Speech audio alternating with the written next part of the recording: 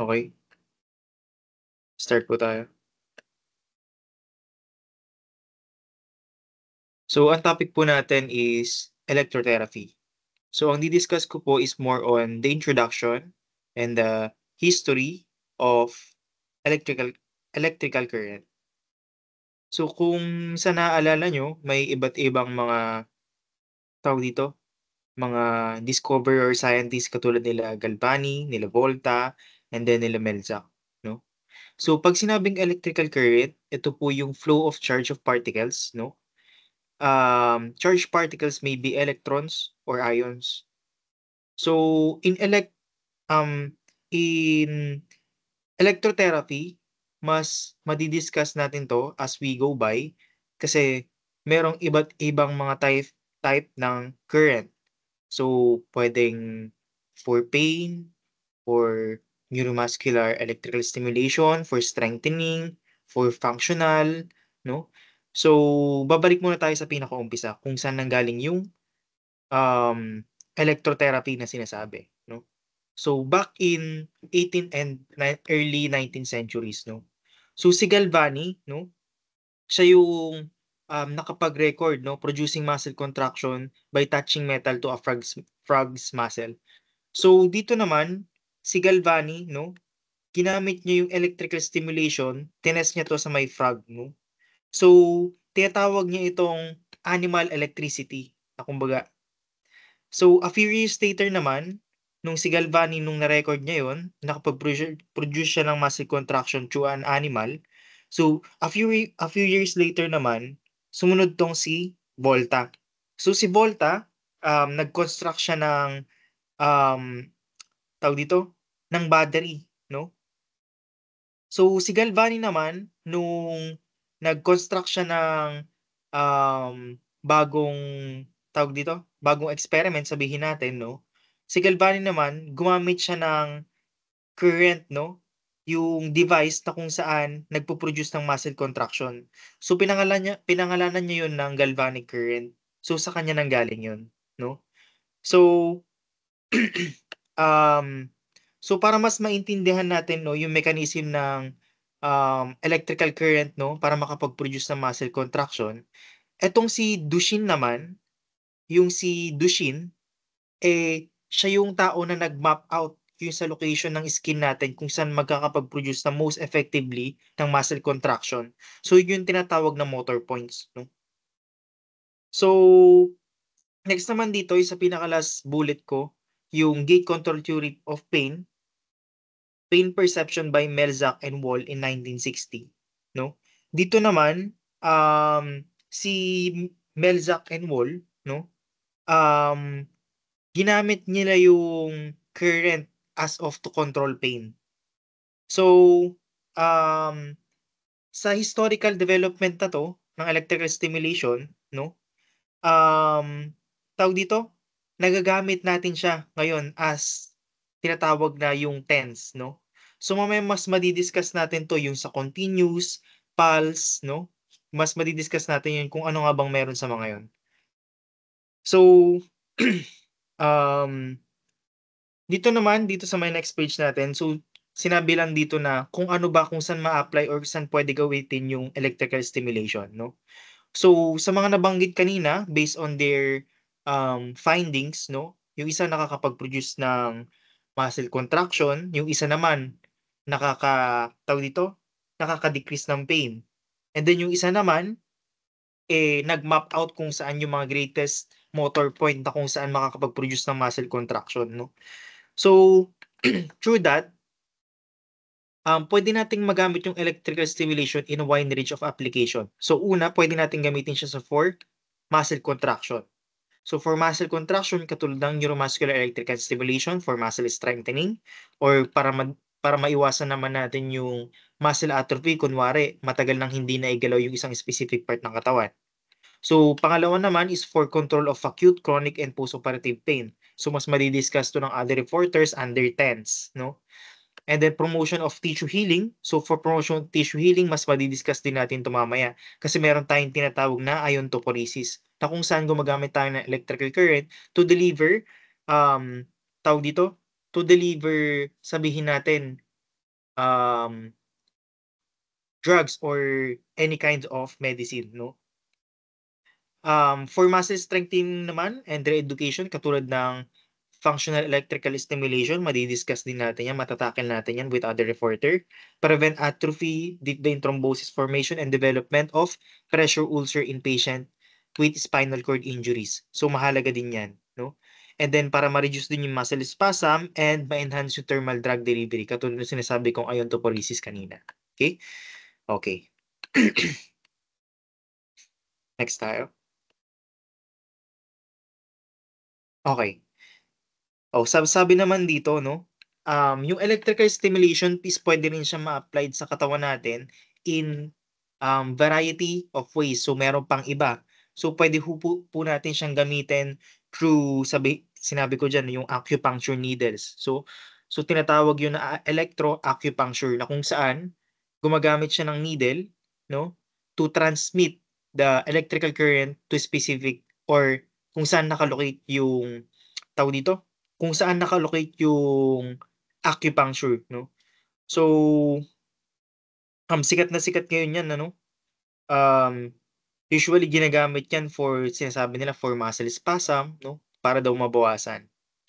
And then puwede rin naman siyang magamit daw po sinabi dito sa stimulator implanted sa katawan ng isang tao 'no. So, puwede rin siyang, tawag dito, puwede rin siyang ma-delivered by stimulator 'no, yung mga implanted sa katawan katulad ng cardiac pacemaker or yung mga spinal cord stimulators 'no. Okay, next.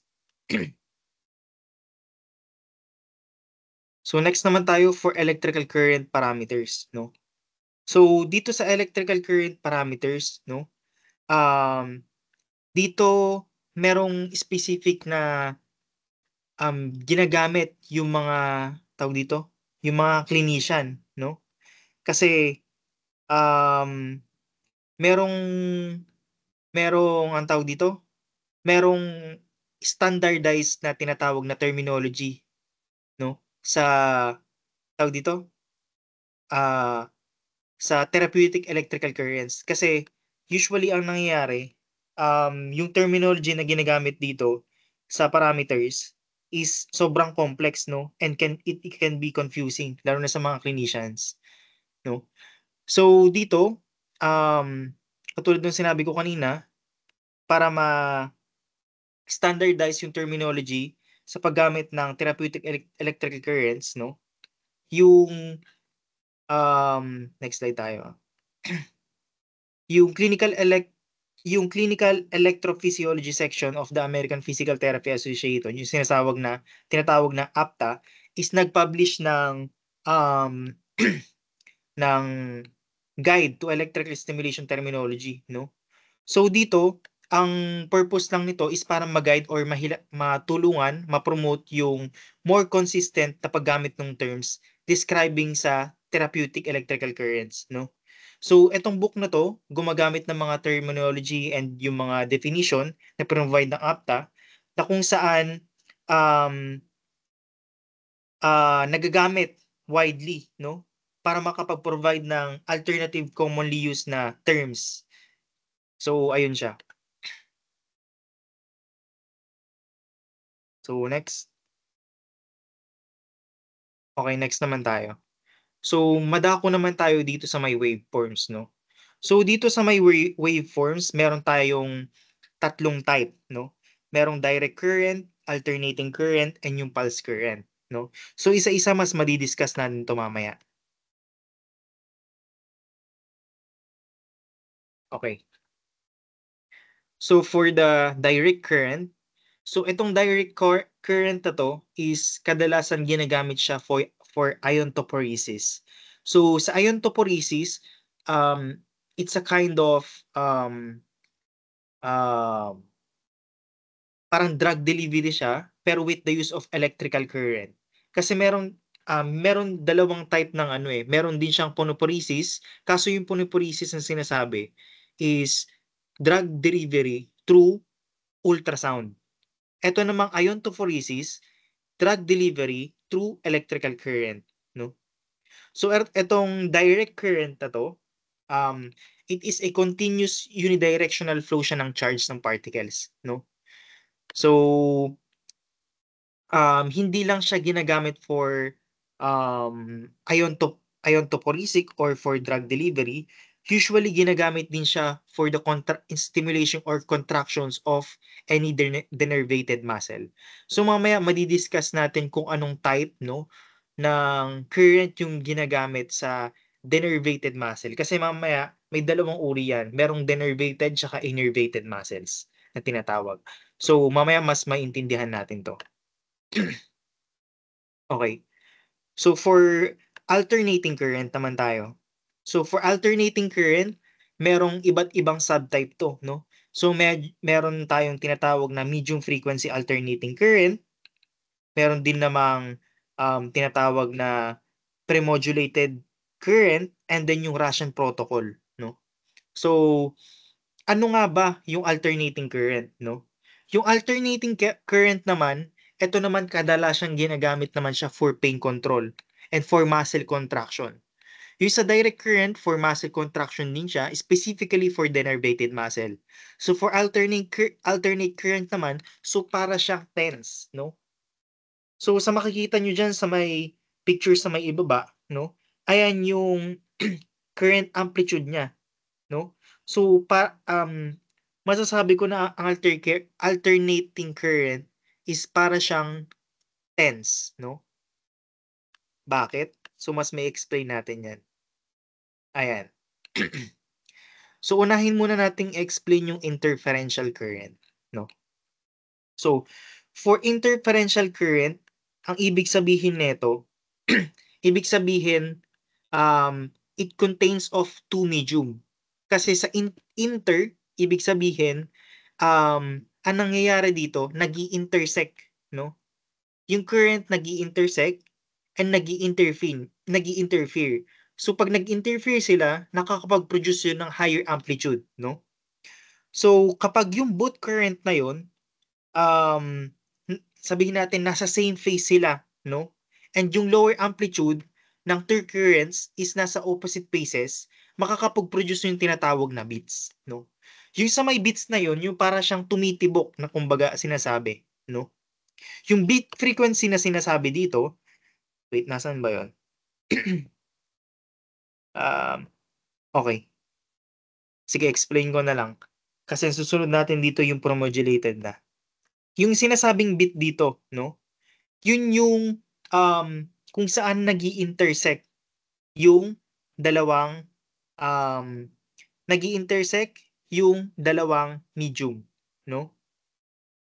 So dito, yung dalawang alternating current is dine-delivered siya through sets of electrodes, dalawang sets ng electrodes from separate stimulation. So meron ding tinatawag tayo ditong na, beats frequency 'no, na tinatawag. And then may tinatawag din tayo ditong carrier frequency 'no. Yung carrier frequency, yun yung original na alternating current na sinasabi. Yung beat frequency naman is yung equal sa different between frequencies sa may two original na, alternating current, yung sinabi ko kanina 'no. So, um, okey. So under ng interferential current 'no, yung interferential current na sinasabi, meron pa siyang isang parang subtype 'no, yung usually ginagamit naman siya sa for TENS 'no, for pain modulation. So ayun yung biphasic pulse current na sinasabi. Yung 'pag sa may biphasic pulse current, kapag yung kapag yung interferential current, hindi nakita, parang anong tawag dun? Kapag kunwari yung, interferential current,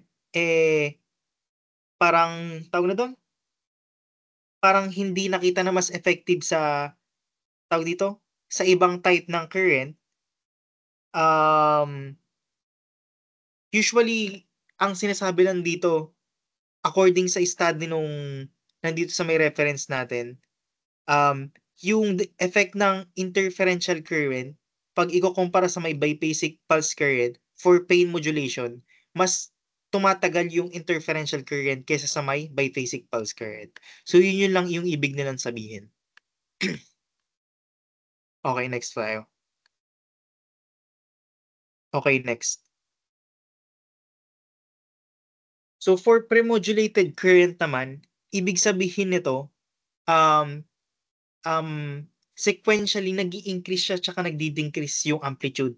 Yung sa may interferential current naman, beats siya. So dito, nag-i-increase tsaka nagdi-decrease, 'no? So, um, okey tama, yun nga, okey. Yun lang yung difference nilang dalawa, 'no? Sa may modulated, ibig sabihin sequentially nag-i-increase tsaka nagdi-decrease yung amplitude. So sa may interferential current, beats siya.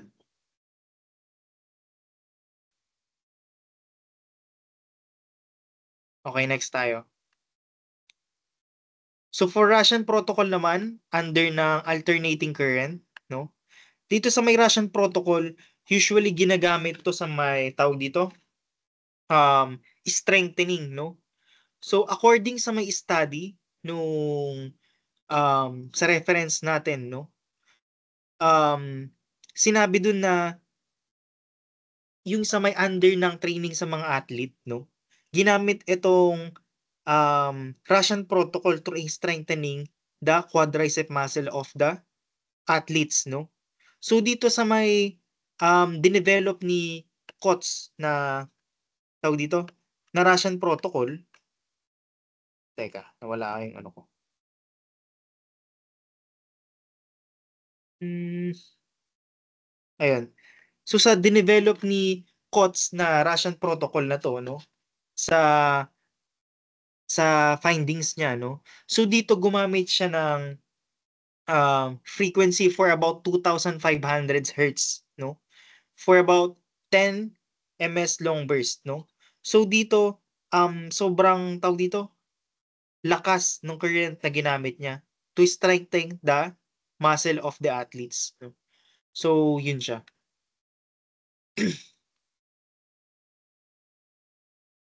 Okey, madako naman tayo sa may pulse current. So natapos na tayo sa may alternating current, tsaka sa may direct current, 'no. So, um, so dito naman sa pulse current, 'no, so usually itong pulse current na 'to ginagamit siya for pain control, tissue healing, muscle contraction, 'no. So dito sa may pulse current meron din siyang iba't ibang subtype. So meron siyang monophasic, madi-discuss natin 'to mamaya, and yung sa may biphasic pulse current. So, ano nga ba yung dalawang parang subtype nitong pulse current na 'to, 'no? So 'pag sinabing monophasic, ibig sabihin ibig sabihin one direction lang siya, mono, isa. Biphasic, ibig sabihin nagfo-flow siya back and forth. Okey, so monophasic muna tayo.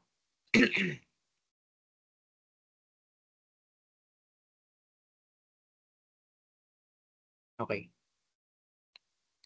So for monophasic pulse current, ang monophasic ibig ko sabihin dito katulad na nasabi ko kanina, mono, ibig sabihin yung current puwede lang siyang mag-flow only one direction during a pulse current.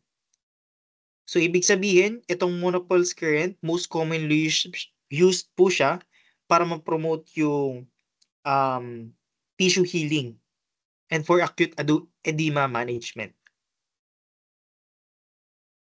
And then for biphasic pulse current naman, sinabi ko kanina, yung current niya, it can be flow back and forth during a pulse, 'no? So, etong, um, wait lang, okey.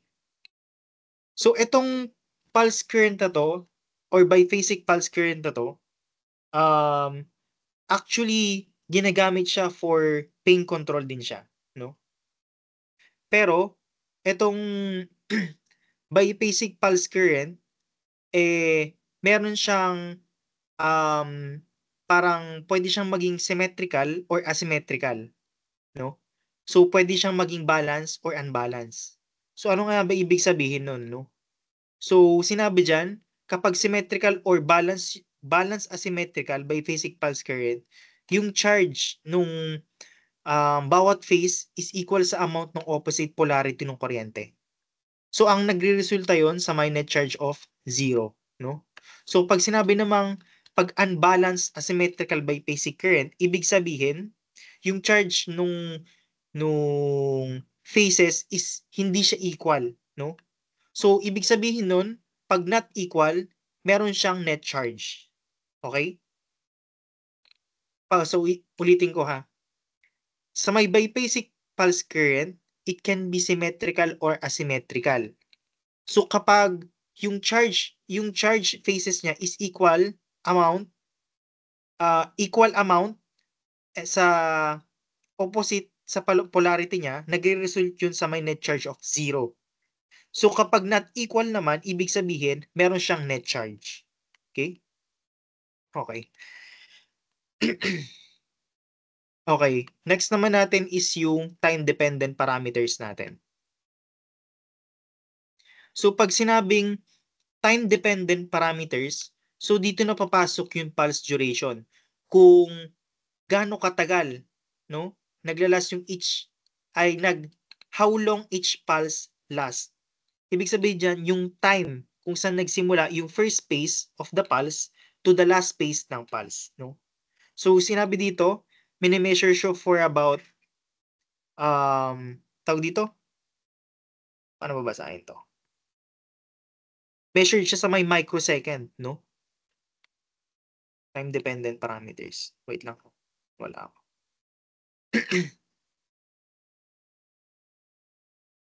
Okay.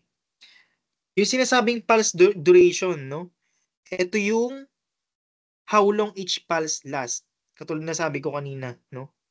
So, name-measure siya in microseconds. And sinasabi dito, yung short pulse duration niya daw is ginagamit siya for pain control din po siya. And yung longer pulse naman daw po is to produce muscle contraction. So, yun po yung difference din dalawa. So, kapag sa pulse, pag short pulse po siya, usually ginagamit siya for pain control. Di ba pag nakatense tayo, tuloy-tuloy. Short duration na mabilis, short pulse. Longer duration, it can produce muscle contraction. Okay, next.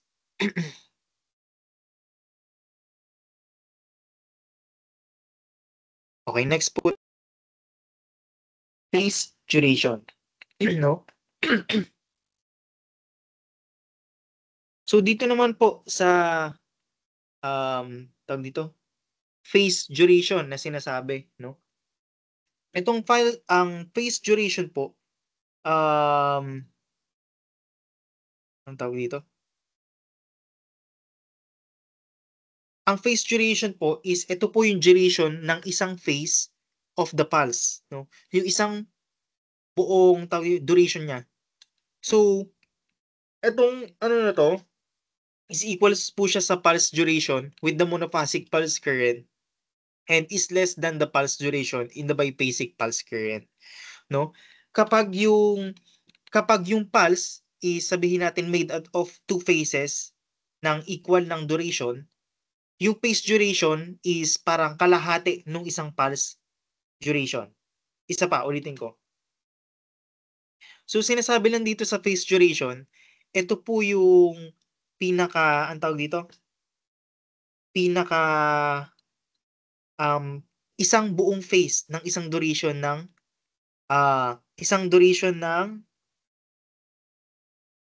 pulse duration. Yun siya. Okay? So, pag sinabi namang interpulse, ibig sabihin naman, ito po yung amount ng time between pulses. Between pulses naman siya, kaya sinabing between, tsaka pulse. Between pulses, interval. Phase duration, ibig sabihin, katulad ng sinabi ko kanina, medyo nalito din ako doon. Yung sa may phase duration, kapag yung pulse is made of 2 phases, sabihin natin, of equal na duration, yung phase duration is kalahati ng isang pulse duration. Gano'n siya. Okay. And then yung interpulse interval, ito naman po yung amount ng time between each pulses.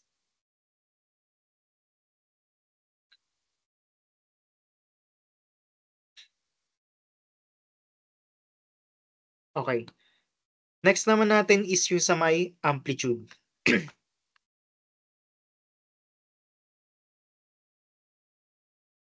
Amplitude, okay. So itong amplitude naman na 'to, yung under ng other electrical current parameters. So under amplitude, usually ano 'to, ang tawag natin dito is yung sa intensity o yung sa may lakas ng current or yung strength. So dito sa may parameters under amplitude, usually control po siya ng pasyente or the therapist kung gaano kalakas yung ibibigay natin sa kuryente to cause muscle contraction. So pag sinabi naman pong frequency, ito naman po yung cycle or pulses per second o yung tinatawag sa hertz. So sa may doktor natin, di ba pag tinataasan natin yung hertz, mas bumibilis na bumibilis. So depende sa goal kung ano bang type ng um, electrical stimulation yung ibibigay natin sa kanila, no? So next naman natin is yung on time. So pag on time, ibig sabihin, ito po yung time na kung saan nagpo-produce ng muscle contraction. And off time naman, ito naman po yung tinatawag na rest. Kumbaga, rest interval. 'Di ba meron tayong minsan na mga mapapansin natin sa doktor natin, 'di ba merong different kinds of setting do'n? 'Di ba meron yung kunwari, um, merong tumataas, tuloy-tuloy na kuryente and then nag-i-stop. On time, yung tuloy-tuloy na kuryente, nagpo-produce ng muscle contraction. 'Pag nag-stop, yun yung rest, yun yung off time. Okay. For ramp up and ramp down naman tayo. So, sa ramp up, ibig sabihin, eto yung time na kung saan yung current amplitude is nag-i-increase from 0 during off time, pataas to its maximum amplitude during the on time. So, etong ramp up na 'to, katulad na sabi ko kanina, ito yung pagtaas o yung pag-increase nung sabihin natin intensity. From 0 during to maximum amplitude. And then ramp down naman, ito naman yung parang sa rest o yung off time. So ito yung current na nagde-decrease na yung maximum amplitude going back to 0, no? So etong tinatawag na ramps na 'to, ano nga ba yung ramps 'no? Bakit merong ramp up and ramp down?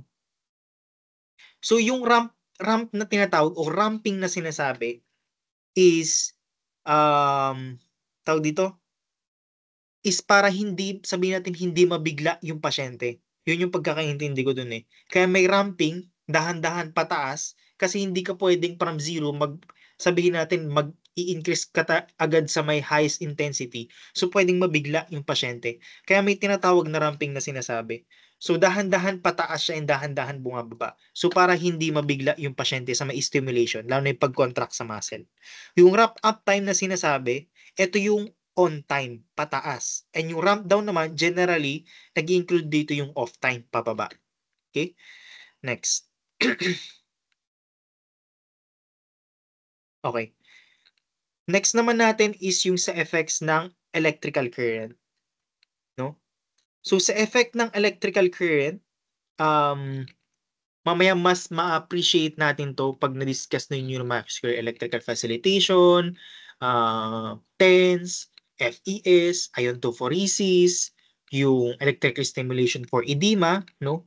So dito yung effect ng electrical currents generally, no, 'pag sabihin natin under sabihin natin physiology, ano ba nangyayari sa nerve natin kapag may electrical stimulation, no? So dito ang nangyayari, stimulation of action potential in the nerve. Ang nangyayari kapag merong enough na stimulus or electrical current sa may nerve natin is nagde-depolarize po yung nerve membranes po natin and then nagpo-produce po ng action potential, no?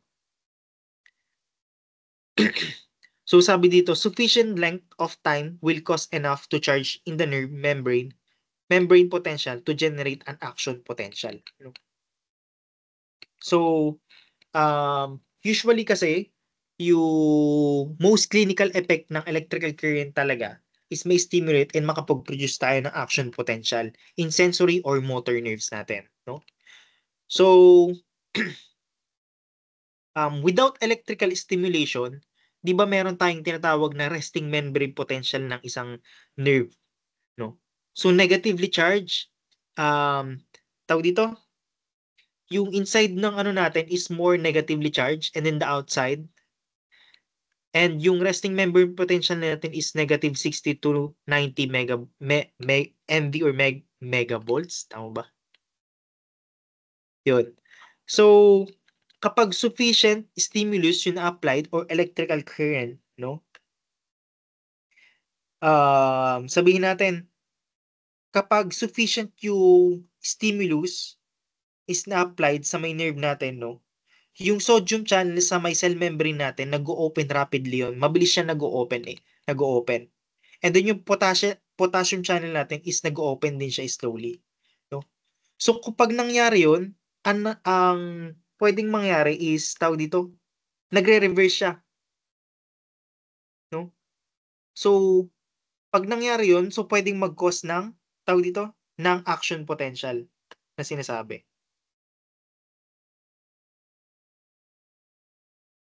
Ayun.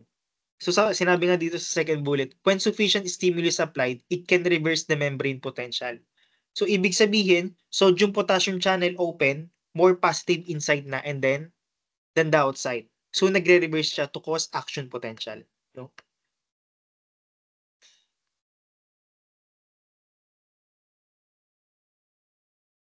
Okay, next tayo.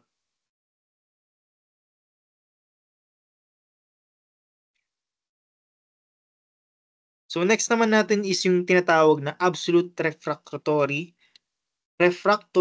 period, no? So ang absolute refractory period naman, wait, okey.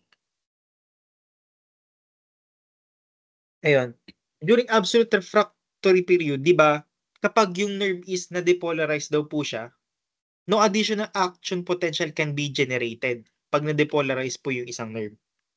So, during po ng depolarization, kapag yung nerve po natin cannot be further excited, kahit na gaano kalakas yung stimulus na i-apply natin, no?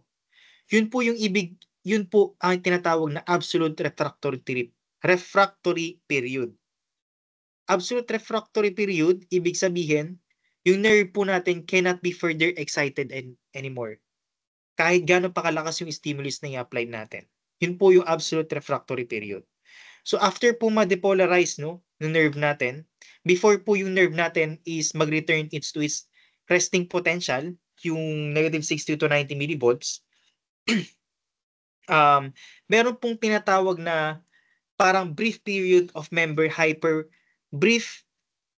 na kung saan yung nangyayari yung membrane hyperpolarization. Yung period po na yun, um, tawag dito, yung yung period po na yun, it has a greater stimulus than usual is required to produce another action potential. Yun po yung tinatawag na refractory period, no? So yung period po na yun, yung period po na yun ng hyperpolarization, yun po yung tinatawag na refractory period. Ulitin ko po, yung period na po yun, it has a greater stimulus than the usual required to produce another action potential. Yun po yung relative refractory period. Okay. So for strength duration curve naman. So sa makikita nyo po dito, meron pong siyang chart, no? Ay, nawala. Okay. So ito pong graphic presentation na 'to na nakikita niyo sa baba, 'no, yung strength duration curve na po ito. Ito po yung representation, 'no, ng combination ng current strength. na para ma-depolarize yung isang nerve, no? So, generally po, generally, nasabi din po dito, think naisama ko yun sa may bullet, no? Ang pinaka-main point, sorry, okay. Ang, okay, yan. So, ang main point po dito na sinabi diyan na yung merong mga lower current amplitude and yung kung sinong merong mga shorter pulse duration, kaya po nilang ma-depolarize yung sensory nerve natin. Lower current amplitude and shorter pulse current, pwede pong ma-depolarize yung sensory nerve. Kapag high amplitude naman and mas mahaba yung pulse is, tawag dito, ang nangyayari naman doon is nade-depolarize yung motor nerve. 'Di ba katulad nung na-mention ko kanina, kapag short, ginagamit siya for pain. Katulad dun sa TENS, 'di ba? Short duration, parang tumitibok, mabilis. And then 'pag long naman, it can cause muscle contraction. So, generally, sinabi dito, lower current amplitude, shorter pulse duration, made-depolarize niya for sensory nerve. 'Di ba ang TENS is for pain siya, pa-decrease yung pain. And then, kapag sinabi namang longer pulses and high amplitudes, it can cause muscle contraction or for motor stimulation. So, yun po siya. Okay. So, ano nga ba yung Ryu-base tsaka Chronaxi na sinasabi? Kapag Ryu-base, ibig sabihin current amplitude, measure, ulitin ko, yung Ryu base is ibig sabihin do, measure po siya of current amplitude, and then yung Chronaxi naman is measure of time. Okay. So for the very long pulse duration, no, as requires to produce an action potential, ang ibig sabihin po nun is under siya ng, ay hindi, I mean, kapag, kapag, yung minimum current amplitude niya with very long pulse duration, and para makapag-produce ng action potential, yun po yung ibig sabihin ng Ryu base. Tinatawag po siyang Ryu base, no? And then kapag Chronaxi naman, ibig sabihin, nakalagay dyan, ito po yung minimum duration it takes to stimulate that tissue at twice Ryu base intensity. So ibig sabihin, 2 beses.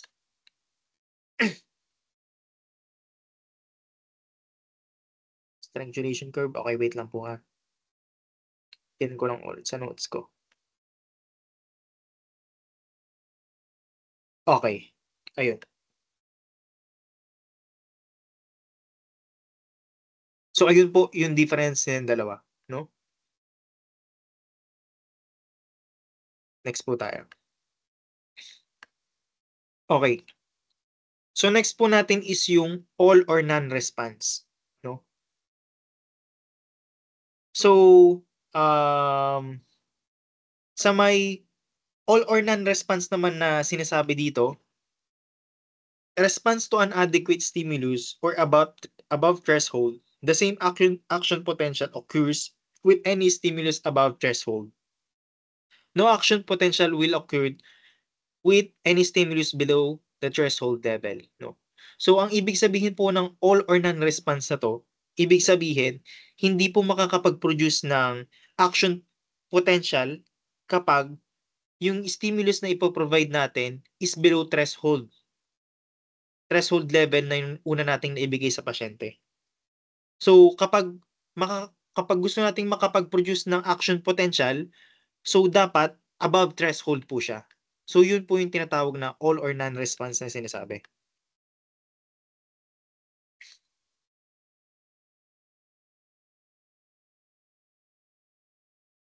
Okay.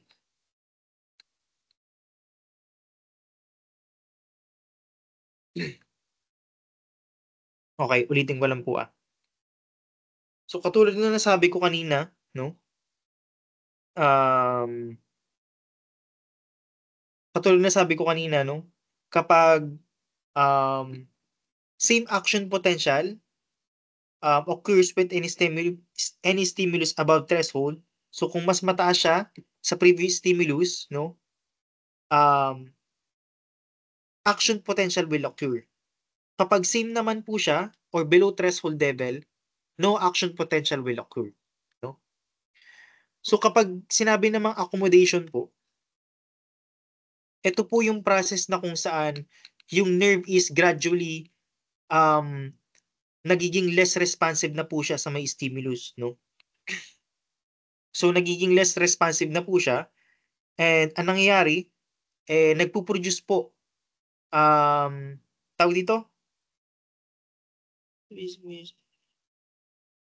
So ang nangyayari sa accommodation, yung nerve po natin is nagiging less responsive na po siya sa stimulus. So a stimulus of sufficient amplitude and duration that usually produces a response no longer does so. So dito po sa accommodation, nag-o-occur po siya with a slow rate po siya. So slow current race of tawag dito, slow rate of the current rise because yung prolonged sub-threshold po ng stimulation is ina-allow niyo po yung sufficient potassium ions na mag-leak po papunta sa may nerve para ma-prevent po yung depolarization na sinasabi. So, yun po. Okay.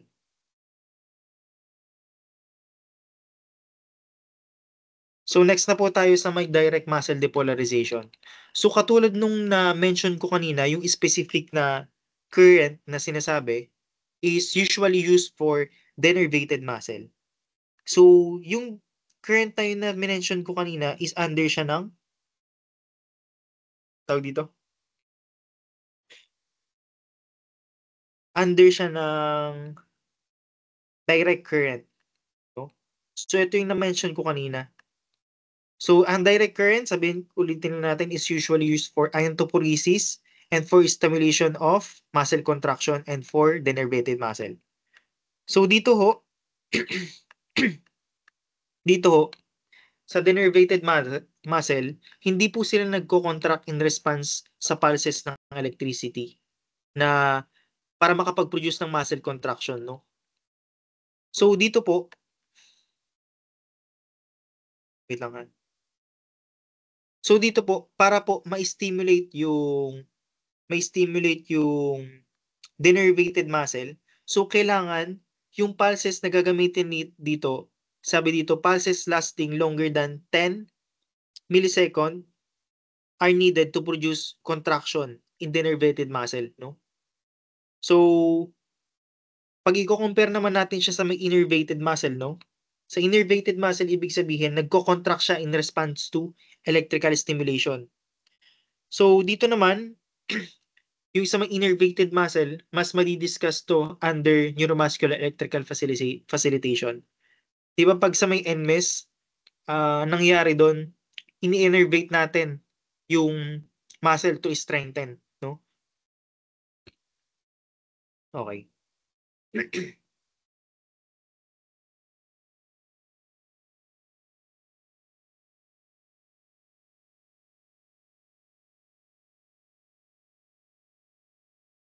Okey. So, ano nga bang difference ng denervated tsaka innervated? So, katulad na sabi ko kanina, denervated ibig sabihin hindi nagko-contract into response to electrical stimulation. Innervated muscle nagko-contract siya in response to electrical stimulation. So, tawag dito, just to, contract 'no, para ma-innervate natin yung denervated muscle 'no, dapat yung pulses nagla-last siya for longer than 10 10 ms 'no, para makapag-produce ng contraction sa may denervated muscle 'no. So, okay next.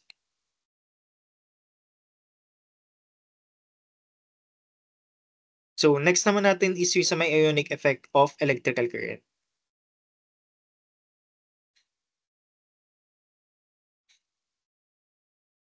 Okay. So, dito naman sa may ionic effect of electrical current 'no, so most electrical current usually ginagamit naman talaga siya therapeutically 'no, and it has balanced biphasic waveforms 'no. And, um, actually meron tayong two types ng, um, ng charge na pwedeng makapag-produce ng ionic effect na sinasabi. So, meron tayong tinatawag na anode tsaka cathode, 'no? Sa may cathode, negative electrodes po siya, pero ang ina-attract po nito is may positive ions, and nire-repel niya po yung negative ions. Negative charge ions. Pero yung positive electrode naman or tinatawag na anodes, ina-attract niya po yung negative ions and nire-repel niya naman po yung positive ions, 'no? So, yung direct current na sinasabi, 'no, so pwede po siyang magamit para ma-repel yung tawag dito, ionized drug molecules, 'no, para makapag-provide siya ng, um, yung tinatawag na transdermal drug penetration or yung ginagamit sa iontophoresis, 'no. Kaya yung direct current na sinasabi, so usually ginagamit talaga siya for iontophoresis, for transdermal drug penetration.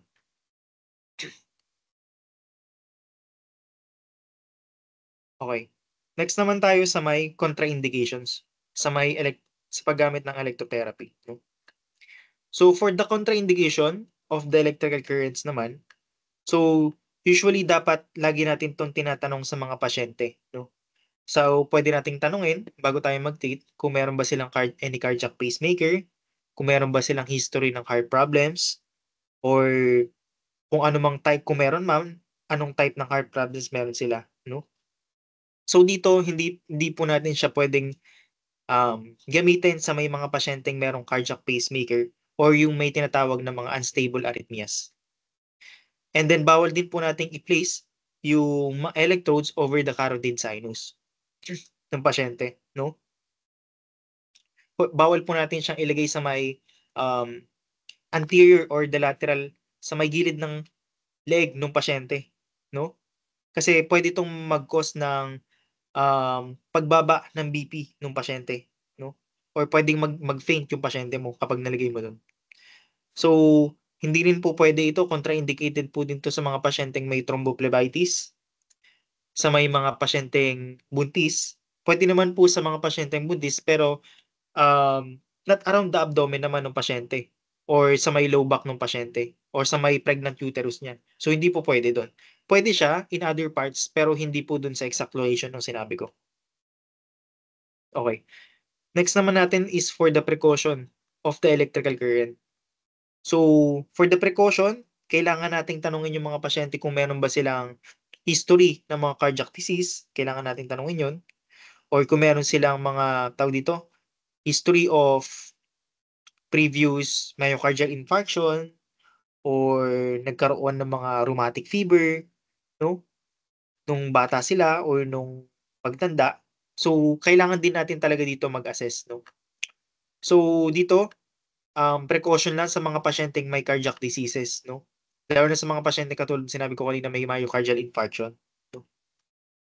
And then, precaution lang din sa mga merong impaired sa may sensation. So, kailangan natin mag-assess sa mga area, 'no, um, for sensation, 'no? And then, kailangan din dito yung ma-assess natin yung orientation and then level of alertness ng pasyente natin.